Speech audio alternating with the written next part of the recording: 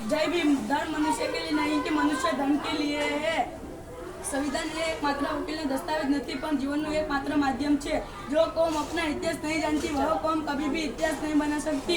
હું અર્કન આજે તમારી સામે ભીમરાવ આંબેડકર બનીને હાજર થયો છું। મારો જન્મ 14 એપ્રિલ 1891ના રોજ મધ્યપ્રદેશના મધુરાનગરમાં થયો હતો અને મારી માતા રમાબાઈ ભીમરાવ આંબેડકર છે અને મારા પિતા રામજી સકપાલ છે। મારા પિતા લશ્કરી શાળાના શિક્ષક હતા। 14 ભાઈ બહેનમાંથી સૌથી નાનો હું જ્યારે 6 વર્ષનો થયો ત્યારે મારા મૃત્યુ પામ્યા। ત્યારથી મારા પિતાએ નક્કી કરેલ નિર્ણય લીધું કે મને ખૂબ જ ભણાવશે।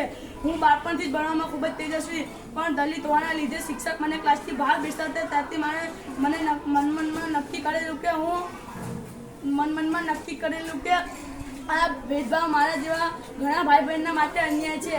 આ ભેદભાવ પૂર્વક વાર્તા મિટાવીને જ રહીશ।